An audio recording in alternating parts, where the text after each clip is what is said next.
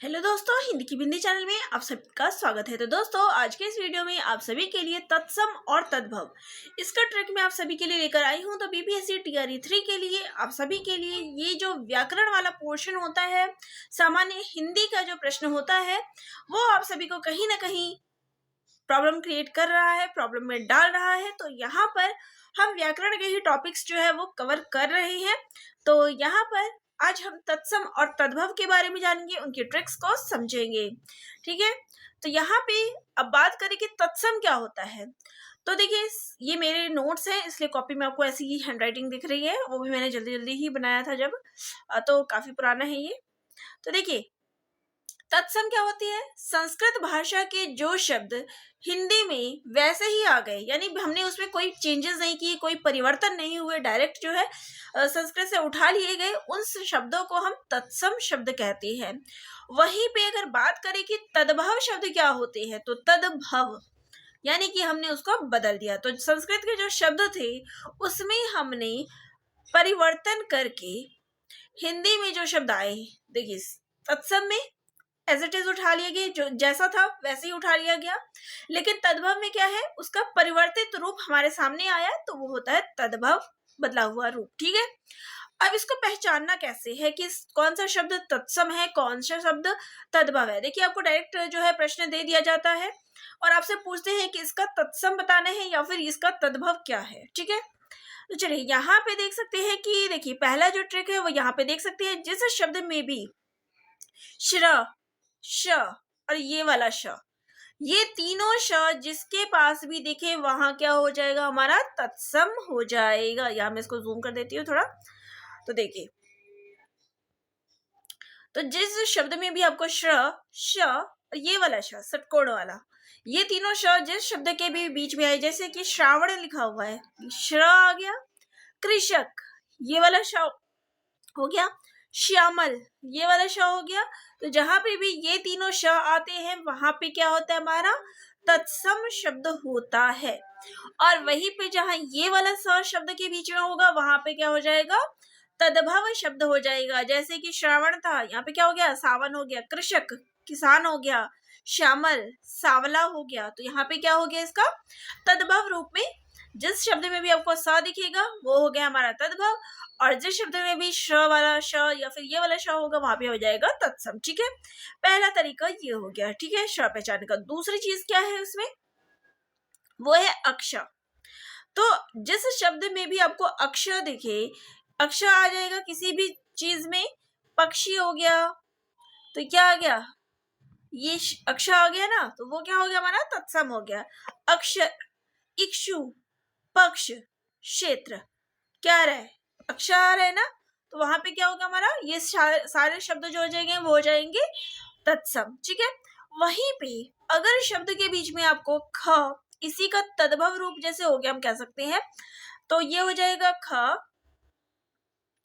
और ये हो जाएगा छ। ठीक है, अगर ख या छ हो जाए इसी का, तो वो हो जाएगा तद्भव।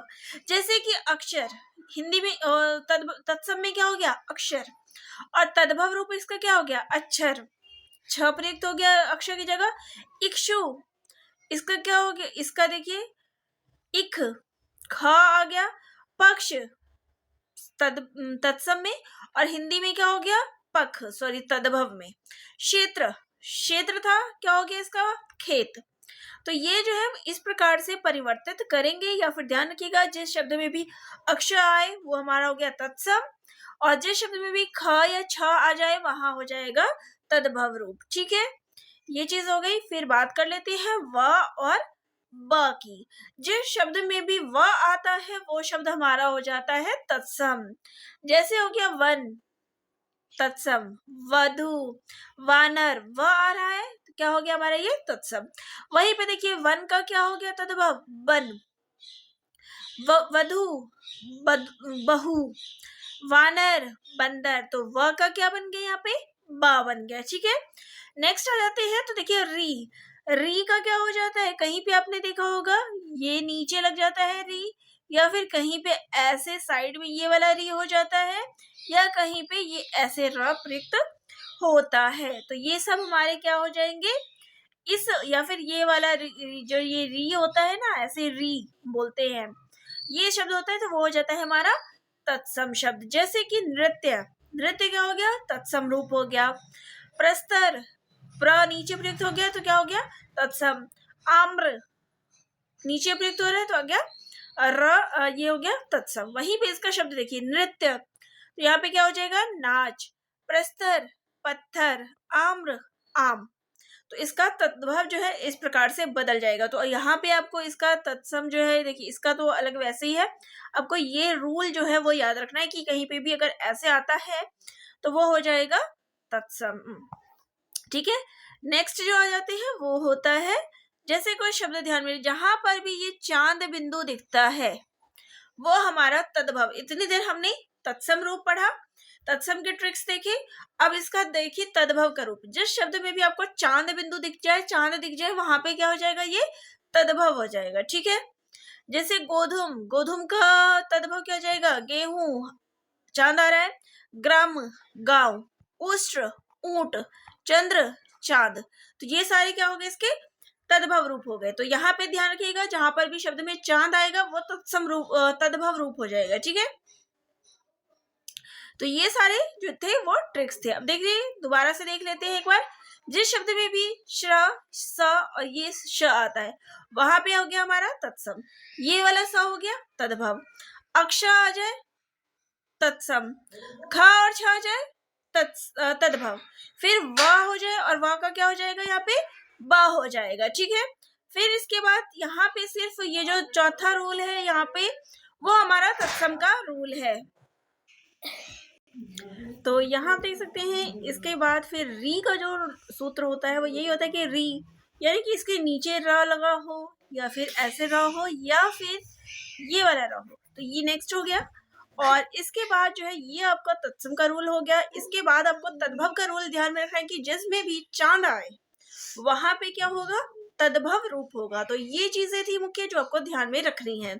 तो तत्सम का रूल क्या है और तद्भव का रूल क्या है, और इससे आप बिल्कुल ही आसानी से तत्सम और तद्भव को जो है पहचान सकते हैं।